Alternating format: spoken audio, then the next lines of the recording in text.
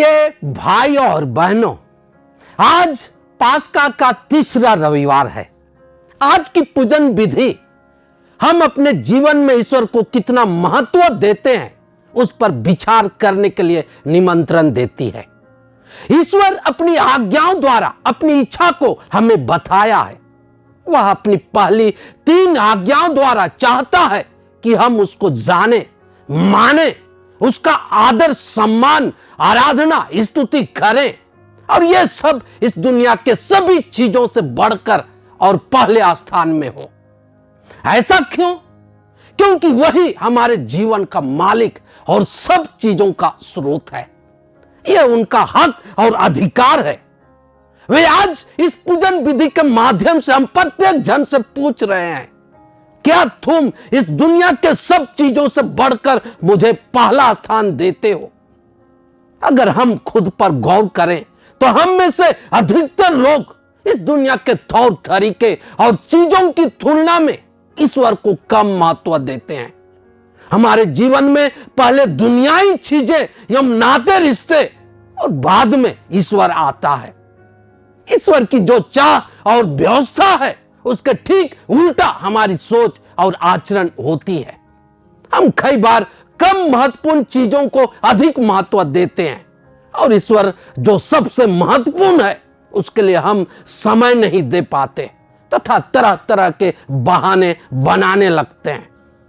ईश्वर हमारे लिए मात्र रविवार या पर्व त्योहार वाला ईश्वर रह जाता है।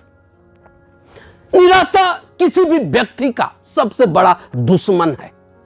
जब यह उसको जकड़ लेता है तो उसका शरीर, उसका मन सब ढीला पड़ जाता है। उसे कोई भी चीजें अच्छी नहीं लगती है और वह डर, भय, शक, संदेह आदि से भर जाता है। निराशा की अधिकता के कारण वह कुछ नहीं कर पाता है। अगर वह कुछ करता भी है तो उसमें उसे सफलता नहीं मिलती है। यही स्थिति यीशु के दुख भोग और मरण के बाद उसके शिष्यों की थी। पर जैसे ही उन्होंने पुनर्जीवित यीशु को देखा और उस पर विश्वास किया, उनका जीवन बदल गया। उनका निराशा गायब हो गई और उनमें नया जोश और उमंग आ गया। वे अपने जीवन की पुरानी बातों को भुला दिए और उन्हें नई उम्मीद और आशा मिली और उसी से उन्हें जीने का एक मकसद मिला। उस पुनर्जीवित यीशु के लिए समर्पित होकर और उसके सुसमाचार को प्रचार प्रसार करने के लिए किसी भी हद तक जाने के लिए तैयार हो गए।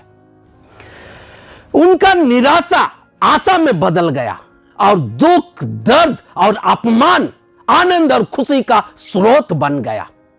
आज के पाठों में इन्हीं बातों को बताया गया है। आज का पहला पाठ प्रेरित चरित्र से पढ़ा गया। इसमें प्रेरितों के साहस और दृढ़ता को बताया गया है। प्रधान याजक और बड़े अधिकारी प्रेरितों को डरा धमका रहे थे और कड़ाई के साथ उन्हें यह निर्देश दे रहे थे कि वे पुनर्जीवित यीशु ख्रिस्त का नाम ना ले और ना ही उसके नाम और शिक्षाओं का प्रचार प्रसार करें। आसान शब्दों में कहे तो वे जी उठे प्रभु यीशु ख्रिस्त के साक्षी ना बने।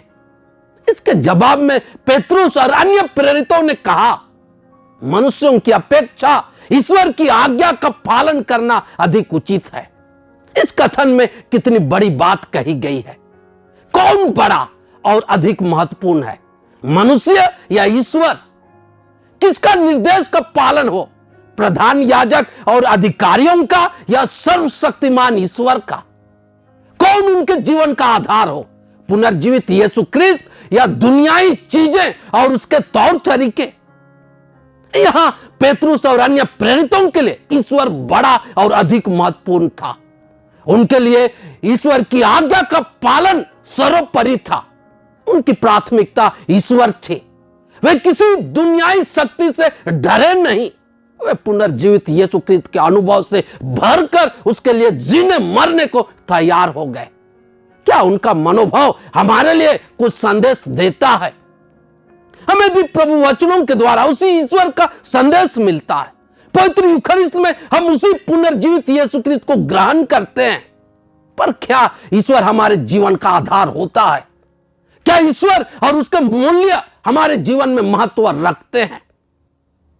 आज का दूसरा पाठ संत यूहन्ना रचित प्रकाशना ग्रंथ से पढ़ा गया।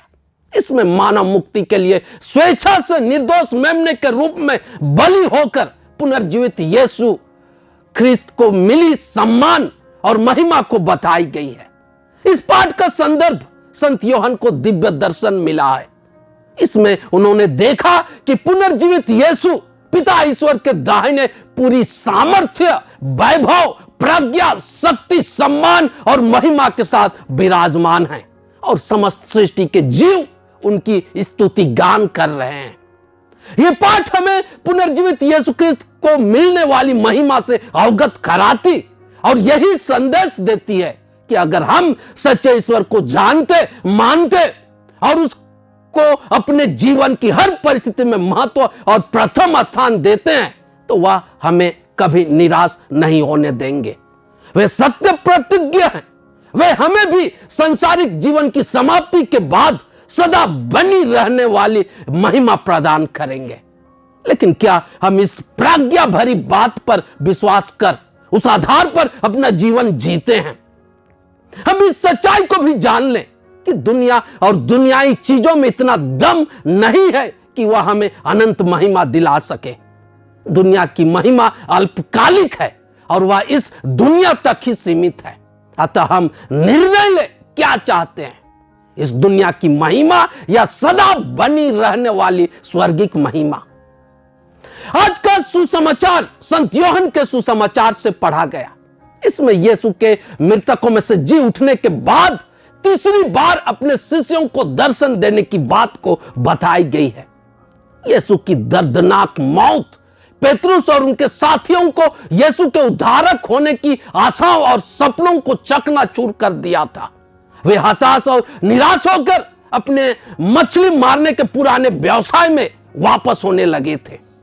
पेतरुस जो मछली मारने में माहिर थे, रात भर अपने साथियों के साथ परिश्रम किया पर कुछ भी नहीं मिला। थके मांदे और निराश होकर वे घर लौटने की सोच रहे थे कि पुनर्जीवित यीशु उन्हें दर्शन दिए, उनसे बातें की, उनकी स्थिति को समझे और उन पर दया करते हुए उनसे बोले कि वे नाव के दाहिनी ओर जाल डालें और उन्हें मिलेगा। उन्होंने यीशु ख्रिस्त के निर्देश का पालन किए और वहां एक बड़ा चमत्कार हुआ।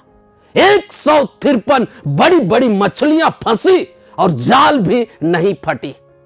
इतना ही नहीं, उन्होंने उनके लिए जालपान की व्यवस्था की और जो मछलियां फंसी थी उनमें से कुछ को पकाकर उनके बीच बांटी। बाद में वे उन्हें पहचान लिए कि वे यीशु ख्रिस्त हैं। वह कितना अद्भुत नजारा था। इस तरह की घटना हमारे जीवन में भी अक्सर घटती है। यीशु जरूरतमंदों, दुख, तकलीफ और निराशा में पड़े लोगों के बीच एक अजनबी बनकर आते और उनकी मदद करना चाहते हैं। पर कई बार हम अपना हताशा, निराशा, घमंड, स्वार्थ और व्यवस्था भरी जीवन के कारण उन शिष्यों की तरह हम यीशु को नहीं पहचान पाते हैं। साथ ही यह घटना में यह भी बताती है कि यीशु के बिना हमें असफलता और निराशा ही हाथ लगेगी। सुसमाचार के दूसरे भाग में यीशु पेतरुस से एक महत्वपूर्ण सवाल पूछे। वह सवाल था, क्या तुम मुझे प्यार करते हो? यह सवाल उन्हें 3 बार पूछा गया। तीनों बार पेतरुस का जवाब सकारात्मक रहा, पर एक ही सवाल बार बार पूछे जाने के कारण उन्हें अच्छा नहीं लगा। यीशु ने उनके उत्तर के जवाब में तीनों बार भला चरवाहा बनने की बड़ी चुनौती दी। यही सवाल यीशु हमसे रोज दिन पूछते हैं और हमें भी अपने जिम्मेदारियों को पूरा करने की चुनौती देते हैं। पर क्या हम उस सवाल को सुनकर उस चुनौती को स्वीकार करते हैं? ईश्वर को प्यार करने का मतलब अपना सब कुछ उसे समर्पित करना है, उसके लिए खुशी से, सौभाग्य समझकर सब कष्टों को सहने के लिए तैयार होना है, अपने जीवन में उसे प्रथम स्थान देकर उसके सिद्धांतों और शिक्षाओं के आधार पर चलना है। अगर हम स्वेच्छा और खुशी से यह सब करेंगे तो यही प्रकट करेगा कि हम उन्हें महत्व देते हैं, वे हमारे लिए सब कुछ से बढ़कर हैं। क्या हम ऐसा करने का संकल्प लेंगे? अतः आइए इस पवित्र यूखरिस्त में हम अपने लिए और संपूर्ण कलीसिया के लिए प्रार्थना करें कि हमें यीशु को विभिन्न घटनाओं में पहचान पाएं, उसे जान सकें और पूर्ण रूप से उसे प्यार कर पाए, साथ ही जो भी जिम्मेदारी हमें मिली है उसे निभा पाए। ऐसा करने में वे हमारी मदद करें। आमीन।